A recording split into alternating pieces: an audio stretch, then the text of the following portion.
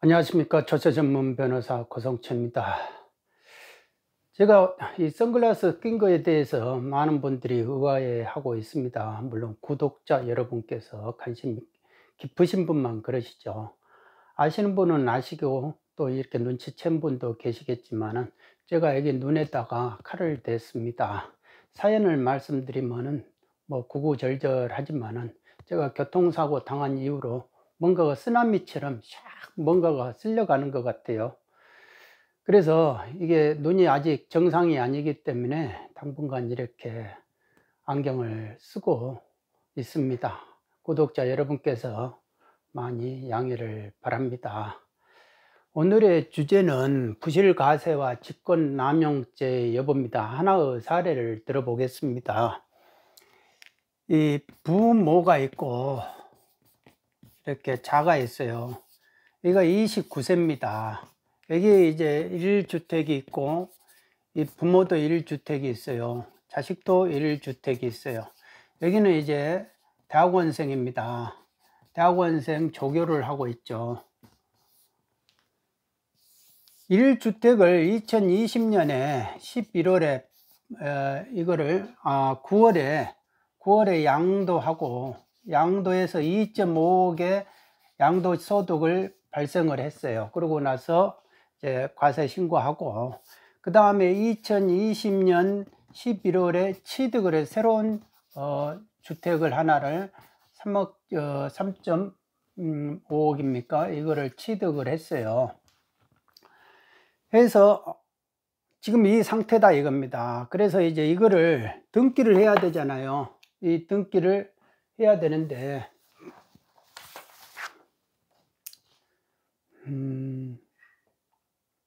취득 금액이 이제 3.1515억 3억 1,500만 원, 500만 원이에요. 그래서 이거를 등기를 해야 된다 이겁니다. 해야 되니까 법무사한테 이제 등기해 달라고 한 거죠. 그러니까 이제 법무사가 이제 구청에 들어가 가지고 이거 등기를 취득세는 얼마가 되느냐 왜 물어봤냐면은 29세니까 그래요. 29세니까 29세가 되면은 우리가 이제 지방세령 28조의 3 지방세령 28조의 3 1항의 법원은요 1항의 법원은 30세 미만 30세 미만은 세대별 주민등록표입니까? 세대별 그러니까 세대별 주민등록표에 이 부모하고 자가 같이 이 자가 이제 별도로 나가 있어요. 주소가 따로 있습니다. 그러더라도 30세 미만은 한 세대로 봐버리겠다 이겁니다. 그렇게 되면 이거는 3주택이 되는 거예요. 3주택. 근데 이 2항의 법원은 뭐가 됐냐면은 예외 규정을 뒀죠. 소득세법 4조 소득이 있어 가지고 그게 이제 71만원 이상이 되는 경우, 그러니까 기준 중위소득의 100분의 40이 이제 계산해 보면 71만원입니다. 그래서 그 71만원 이상이 되면은 설령 30세 미만이라도 별도 세대로 봐주겠다 이거죠. 그러면 별도 세대로 2항을 적용을 하게 되면은 별도 세대니까 1주택자가 돼 가지고 3.1억 원에 대한 취득세율은 1.5%에 해당된다 이거죠. 그러면 400만 원 정도가 나온다. 그런데 3주택자로 이렇게 돼 가지고 취득세를 내면 4천만 원 정도가 나온다. 왜? 12%가 되니까. 그러면 12%가 되느냐 1.5%가 되느냐 어마어마한 차이가 있잖아요. 그래서 구청에 가서 물어봤다 이거예요.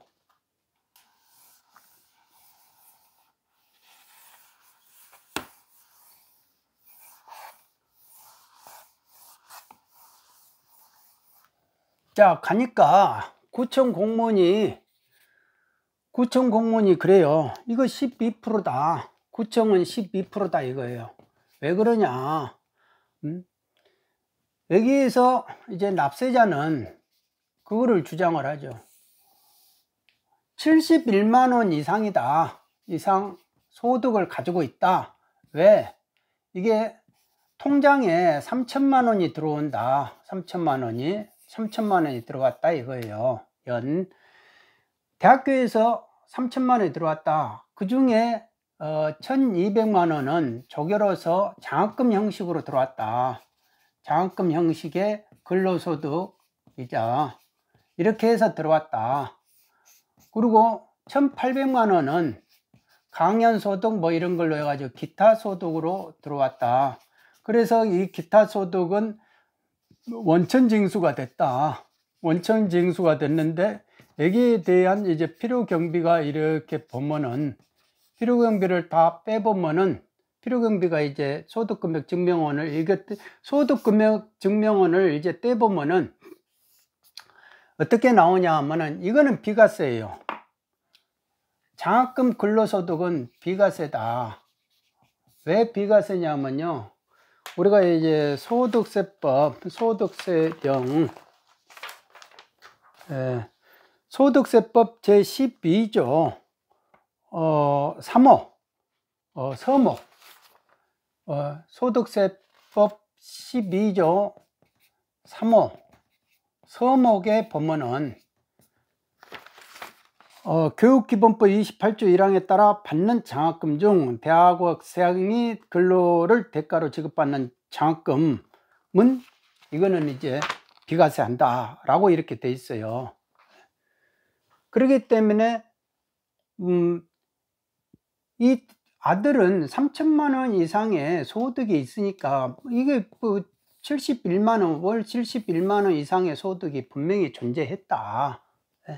월 71만 원 소득이 분명히 존재했다. 그러니까 이거는 당연히 세대 분리가 맞다 이거죠.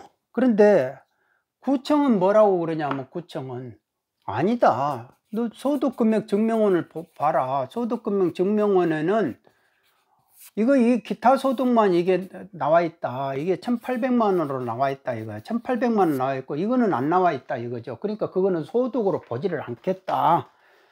소득으로 보지 않겠다는 겁니다. 그리고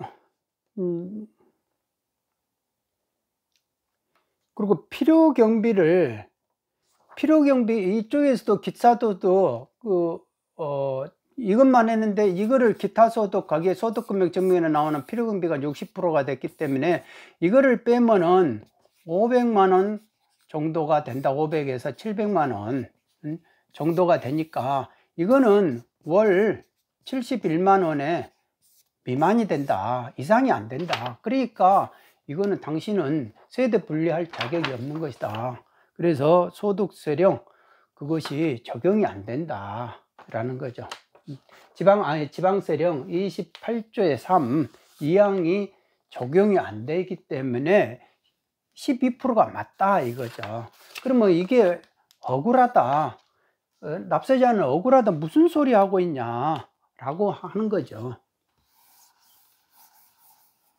자, 그러면 이거는 그냥 사실관계는 팩트가 정해져 있어요. 그러면 과연 법리 해석은 어떻게 되느냐? 법리 해석은 어떻게 되느냐? 마찬가지로 지방세령 28조의 3 1항 2항이 있죠. 이거는 이제 30세 미만이라도 71만 원. 그러니까 소득세법 4조 소득세법 제4조 소득이 플러스 71만 원 2조에 따라서 이제 월 71만 원이죠. 71만 원 이상이면은 이상이고 소유하고 있는 주택을 관리 유지하면서 독립된 생계를 유지할 수 있는 경우라고 되어 있거든요. 그러면 이제 이런 정도 소득이 있으면 생계를 독립해서 유지할 수 있다라고 이렇게 보잖아요. 그러면은 이 4조의 소득이 뭐가 있느냐? 소득세법 4조를 이렇게 보시면은요. 소득세법 4조는 여기가 이제 소득세법 4조가 소득이 뭐가 있느냐 하면은 여기가 뭐 이제 이자 소득, 배당 소득, 사업 소득, 그 다음에 근로소득, 연금소득, 기타 소득, 그 다음에 이렇게 하나가 있고, 근데 이게 이제 1 종합소득이 있고, 2가 이제 퇴직소득이 있고, 3이 양도소득이 있어요. 양도소득. 그러면 이 경우에는 이 대학생한테 해당되는 거는 이 근로소득이 있고 양도소득이 있는 거예요. 양도소득은 2.5억이 있잖아요. 근로소득은 본인이 말하는 3천만 원이 있다, 이거 아닙니까? 아니, 이쪽은 이제 1,800만 원이 1,200만 원이, 근로소득은 1,200만 원이 있고 기타 소득은 1,800만 원이 있다, 이거 아니에요. 그런데 이 지자체 공무원은 1,200만 원 이거를 비과세 부분은 인정 안 해준다. 왜? 소득금액 증명원에 안 나오니까. 아니, 소득금액 증명원에 비과세니까 안 나오지. 그러면은 그게 소득이 없다는 말은 아니잖아요. 그러니까 그 사람의 지자체 공무원은 소득금액 증명원에 장학금 그게 근로소득으로 안 뜬다 이거죠. 그러니까 인정은 소득이 없는 걸로 보겠다라고 본인이 이제 자의적으로 해석한 거다. 그거는 자의적인 해석이다. 그리고 양도소득은 왜 안 해주냐? 양도소득은 일시적인 소득이니까 안 해준다. 그거는 그 사람이 이 지방세령 28조의 3을 해석을 못하고 있는 것이다. 소득세법 제4조에 소득이 있으면 되는 거예요. 그러지 않습니까? 소득세법 제4조의 소득에 근로소득이 있고 기타 소득이 있고 양도소득이 있는 사람이다 이거예요. 이 대학생 경우에는 29세라도. 그렇기 때문에 당연히 71만 원 계산하면 71만 원 이상의 월 71만 원 이상의 소득이 있는 자가 된다. 그러면 세대 분리를 해줘야 되는 게 맞다 이겁니다. 맞는데 왜 안 해주느냐? 왜 안 해주느냐? 그거는 본인이, 제가 볼 때는 법령을 해석을 못하고 있는 거예요. 자의적 법리대로 해석을 해야 되는데 본인이 자의적으로 해석하고 있다라는 거죠. 그러니까 납세자 보고 그러면 가셔가지고 근거 조문을 가르쳐 달라. 당신이 이렇게 해석하는 이유에 대해서 근거 조문, 근거 법령을 따져 달라 이거예요. 요즘은 이제 이렇게 교육을 많이 받은 뭐 대학생, 대학원생 뭐 이런 학벌 가진 사람들이 이제 구급으로 들어오고 막 이런 분들이 많거든요. 그런데 그분들이 프라이드가 세요.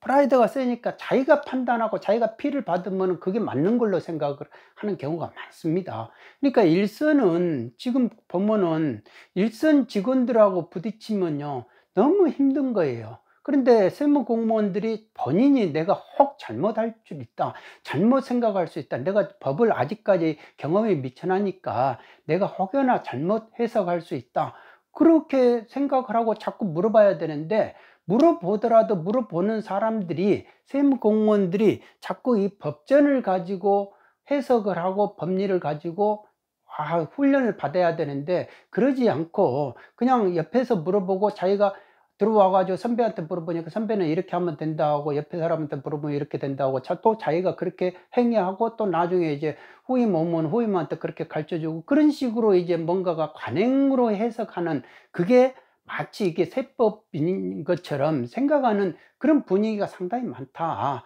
국세도 그러는데 하물며 지방세는 더 심할 것이다, 저는 그렇게 생각을 해요. 왜? 지방세 기본법이 2011년인가 그때 만들어졌어요. 제가 국세기본법을 2008년에 냈습니다. 2008년에 냈어요. 법서를 사례 연구로.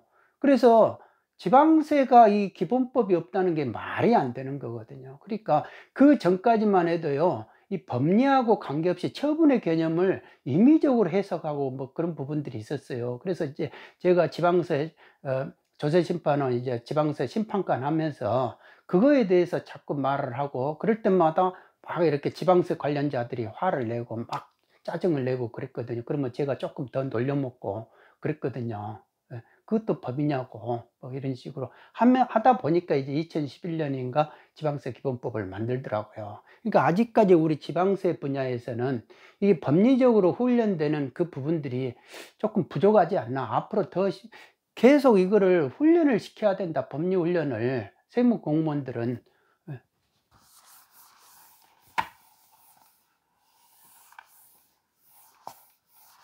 이런 말을 하면은 이제 쓴말이다고 쓰디쓴 말을 하면은 막 도끼눈을 뜨고 쌍칼 들고 달려들려고 하는 사람들이 있어요. 우리 조직을 뭘로 보고 말이죠. 우리 조직을 뭘로 보려고 하는 사람들 입장에서 항상 그런 사람들이 내가 결말이 좋은 사람 내가 못 봐봤어요.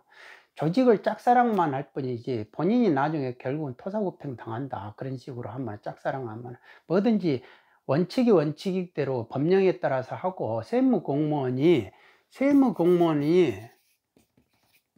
공무원은 이걸 가지고 내가 납세자한테 끝발을 부릴 수 있어요. 내가 이렇게 번다는데 어쩔 거예요. 그렇게 하면서 억울합니다. 그러면 억울하면 불복하세요. 나는 법대로 했으니까. 이런 식으로 얼마든지 큰 소리 칠 수 있어요. 근데 본인들은 공무원이다 말입니다. 공무원은 잘못하면 파리 목숨이에요. 이게 파리 목숨이다 이겁니다. 왜? 공무원은 언제든지 징계를 당할 수 있어요. 지금 생각을 해보십시오. 이게 윤추 서로 싸움하는 거 보십시오. 그러니까 아무 때나 뭐를 걸어가지고 뭐 내가 찍어내고자 하면은 막 할 수 있는 거거든요. 누가 징계 당한다 하면 옆에서 박수 치지, 고소하다고 하지. 한 사람 나가버렸으니까 좋다 이렇게 하는 거 아니에요. 그러지 공무원 세계를 자꾸 착각하시면 안 된다. 상당히 냉정하고 비정한 세계다라는 겁니다. 그러니까 짝사랑하지 마시고 법령은 법령대로 해석을 해가지고 납세자한테 억울함을 내가 만들어내면 그 업이 나한테 오고 내 가족한테 가고 내 자식들한테 간다 이거예요. 그러니까 전체적으로 인생을 잘 살아보시면 세무공무원으로서 내가 정년퇴직하고 나중에 나와서 세무사 할 때를 생각을 해보시라 이거예요. 자기가 그렇게 강하게 했던 사람들 치고 결과가 나중에 한박 웃고 이렇게 인성이 막 이렇게 흠모할 정도로 멋져 이런 사람들이 없어요. 다 얼굴이 그렇게 늙어갈 뿐이다 이겁니다. 그러니까 그런 부분들을 잘 생각을 해보셔야. 그리고 이게 왜 문제가 되냐면 그러면 이게 직권남용 여부가 문제되지 않을까라는 거죠. 왜냐하면은 직권남용이라는 것이 공무원이 자기 직권의 범위 내에서 그러니까 권한을 가져야 되죠. 권한을 이제 지방세 공무원이니까 지방세를 고지할 수 있는 그 권한을 가졌잖아요. 근데 그 사람이 권한을 행사를 해가지고 의무 없는 일을 하게끔 했다. 의무 없는 일을 행사하게 했다. 납세 의무가 없는데도 지방은 4천만 원 내, 400만 원이면 내면 되는 거를 4천만 원 내라고 하는 건 의무 없는 일을 하게끔 한 거 아니냐. 이거죠. 지금까지 공무원의 범죄, 형법 123조인가요? 거기에 이제 직권남용죄가 있는데, 형법에. 이거에 대해서 지금까지 문제되고 막 이런 것은 없었다 하더라고요. 그런데 지금 이 문정부 들어와 가지고 예전엔 뭐 7천 건 정도 고소 고발이 있으면은 지금은 막 1만 건이 넘어갔다고 그래요. 그러니까 상대방을 이제 공무원을 이제 반대편을 이제 내칠 때 전부 다 직권남용죄로 내쳤지 않습니까? 그러니까 직권남용죄가 엄청 많이 활발하게 이렇게 고소 고발이 됐다 이거죠. 그러니까 지금은 이제 직권남용죄를 가만히 잘 생각을 해 보셔야 된다 이겁니다. 그러니까 이 직권남용죄가 의무 없는 납세자 보고 의무 없는 일을 하게 했다 하면은 그거는 직권남용죄가 성립할 수 있는 요건이 나는 구성 요건이 충족할 수 할 수 있다. 나는 저는 그렇게 생각을 해요. 그러니까 나중에 납세 의무자가 그동안 지금까지 안 하고 그냥 좋은갑다 이렇게 하고 그냥 일단 납세 4천만 원인가 내고 그러면 나중에 이제 감액경정 청구해 가지고 이렇게 그 불복 절차를 거치는 대부분의 사람들이 그렇게 순한 양들이었는데 순한 양의 납세자들이 다 그랬는데 재산 가진 사람들이 다 굳이 뭐 부딪히고 뭐가 나지 않잖아요. 그런데 앞으로는 이제 진짜로 성질 나면 막 직권남용죄로 고소 고발하면은 뭐 그러면은 그 지자체나 국세청이 그 세무공무원 대신 뭐 방어를 해줍니까? 본인이 가야 되잖아요. 그리고 저는 이런 부분들이 항시 예전에도 국세청에 있을 때도 말을 했어요. 국가배상 당할 염려가 있다 이거죠. 국가배상이라는 거는 대법원 판례가 분명히 존재하는데도 나는 대법원 판례를 모르고 그냥 나는 내 식대로 해석을 해가지고 과세한다. 알아서 불복하세요. 그렇게 되면 국가배상이 된다. 그 판례가 있어요, 실제로. 그러니까 자기가 몰라서 과세하고 이런 거는 자기 마음으로 이제 끝발을 부릴 수 있어요, 납세자한테. 그렇지만 공무원으로서는 그 책임을 져야 된다. 후속 책임을 질 수가 있다. 얼마든지. 왜냐하면은 납세자가 성질 나가지고 한번 나도 그러면 법대로 해보자 하면은 본인이 평생 시달려야 된다 이거죠. 공무원으로서. 시달릴 수밖에 없는 거예요. 그러니까 법의 절차를 본인은 법대로 했다 하잖아. 그러면 본인은 이쪽 분야에서 형법이나 이런 분야에서 본인도 민법이나 이렇게 행정법이나 국가배상이나 이런 좀 뭡니까 직권남용죄 이 법의 절차에 들어가면 본인도 그냥 괴로운 거예요. 그러지 않습니까? 그러니까 법대로 해보자. 그만큼 서로 간에 무서운 게 없어요. 그러니까 법의 절차로 들어가면요 막 냉정하게 휩쓸려 가버리는 거예요. 그러니까 그러니까 대통령 비서실장도 직권남용 딱 걸어버리면 탁탁탁 넘어가 버리잖아요. 교도소 가버리고. 그러니까 누구든지 다 직권남용 찍어내려면 직권남용 걸어가지고 일단 한번 보자 뭐 이런 식으로 나서버리잖아요. 그러니까 제가 볼 때는 지금 세무공무원 여러분들 납세자가 진짜 화나면요 진짜 이 방향으로 그러니까 국가배상이라든지 직권남용죄로 갈 수 있어요. 지금은 아직 순한 사람들이 많다 보니까 그러지 이 스트레스가 지금 여기 임계점 여기까지 왔다는 거 아닙니까? 그게 이제 폭발하기 시작하면은 당사자, 납세자, 공무원 본인만 개인만 이제 힘들게 되는 거예요. 조직에서 그걸 방어를 안 해준다는 겁니다. 그러니까 본인들이 함부로 억울하다 하면은, 그게 왜 억울하다고 하는지 그거를 잘 생각을 해 보시고, 본인이 부족하면 법리를 한번 더 해석을 해 보려고 하고, 그리고 뭐든지 남한테, 옆에 사람들, 선배들한테 이렇게 듣지 말고, 이야기 듣지 말고, 조문을 보시라 이거예요. 세법의 조문을 봐야 된다 이겁니다. 세법의 조문을 봐야 되는데 왜 조문을 안 보고 자꾸 임의대로 해석하려고 하느냐 이거예요. 근데 조문을 보더라도 꼭 일정 자기 필에만 자기한테 유리한 그 조문만 딱 보고 그걸 가지고 근거를 삼으려고 한다. 그거는 진짜 더 심보를 나쁘게 쓴 거다. 그거는 진짜 고의다 이거죠. 고의 중과실이면은 국가 배상이 가능하다. 라는 겁니다. 그리고 지방세법 20조에 보면요. 60일 내에 신고 납부하게 돼 있어요. 지방세라는 것은 신고 납부 세목이에요. 내가 지방세 신고 납부 세목인데 일선 실무 등기 실무가 취득세를 내야만이 등기를 해준다고 이렇게 사람들이 거의 알고 있더라고요. 그런데 그 근거 규정이 도대체 뭡니까? 라고 하면 어느 누구도 말을 못하고 있어요. 아니, 저도 이제 부동산 등급법이나 부동산 등기 대법원 규칙을 이렇게 봤는데 취득세를 내야만이 등기가 된다는 말은 없어요. 단지 이제 취득세, 과세 표준이라든지 세액을 거기다가 이제 신청할 때 신청서에다 적게끔 돼 있다 이거예요. 그러니까 뭐 고지세액이라든지 이런 거를 내는데 적으면 되지. 그거를 내가 취득세를 완납을 해야만이 등기를 해준다. 그런 규정 없다 이거예요. 그러니까 제가 볼 때는 법무사 분들도 이 부분을 잘못 알고 있다. 실무를 그냥 취득세 내는 걸로 법무사하고 지자체하고 서로가 그냥 그렇게 야합을 하고 있지 않나. 저는 그런 생각이 들더라고요. 그러니까 제가 그 부분은 조금 내가 잘못 알고 있나. 왜 등기 분야는 제 영역이 아니까. 그런데 제가 법무사분들도 이렇게 뵈면요. 의외로 법무사분들이 본인이 등기를 하면서도 그 규정에 대해서 좀 소홀하게 이렇게 공직생활을 했던 분들이 이렇게 계시더라고요. 사건을 내가 해보다 보면은 저분이 진짜로 그 법원에 있을 때 진짜로 저분이 뭐 법령 규정을 봤나? 라는 식으로 의문을 가진 그런 경우도 있었어요. 그러니까 지금은요, 납세자 여러분들이 권리 행사를 하려면요, 공무원한테 근거 조문이 뭐예요? 그러니까 몇 조냐 이거예요. 몇 조냐. 그리고 몇 목이냐. 이런 식으로 소득세법 가령 이제 12조, 3호, 서목, 이런 식으로 이제 구체적으로 말을 해달라 이거예요. 당신들이 왜 그렇게 안 해주겠다는 거는 근거 과세니까. 그 조세법률주의잖아요. 근거가 있어야 돼요. 그것이 근거가 법령에 있어야 된다 이거예요. 그러니까 본인들의 질의 핵심 이런 거 애교에 있는 게 아니에요. 그러니까 근거 법령에 도대체 어느 규정이 있느냐 그거를 확인을 하셔야 된다. 그 조문을 내가 그러면 당신이 나한테 과세하는 걸 내가 감당할 테니까 그러면 근거 조문이라도 확실히 알려달라 이거예요. 그런데 대부분의 세무조사 당하는 그런 사람들이 보면 이렇게 와가지고 보면요. 아이 그 과세 근거를 모르고 온 분들이 대반이에요.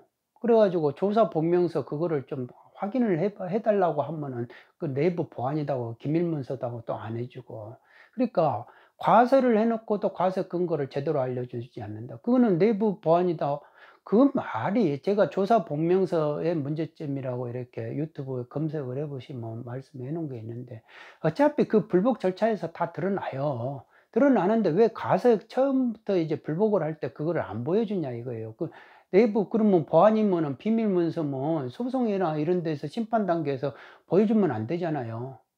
그러니까 그거는 진짜 의미가 없는 이야기다라는 겁니다. 그러니까 나중에 지금 납세자 권리 구제책으로 부분에 대해서 전체적으로 우리나라 세법 체계를 다시 한번 뜯어 고쳐야 된다. 일괄적으로 뜯어 고치고 세법도 간단하게 정리를 해야 된다. 세법 규정을 보면서 그거 이해할 수 있는 사람들이 과연 몇이냐 이거예요. 왜 그렇게 문구를 어렵게 만드냐? 도대체 뭐 때문에 그렇게 만드냐? 그렇게 어렵게 만들 실익이 뭐가 있느냐? 도대체 무슨 목적으로 그렇게 만드느냐? 그거 그렇게 어렵게 만드는 거에 무슨 목적 의식이 있느냐? 뭔가 생존권 서로 간에 그 생존권 영역이 따로 존재하느냐? 내로남불 그 속에 뭔가가 이상한 부류의 사람들이 존재하느냐?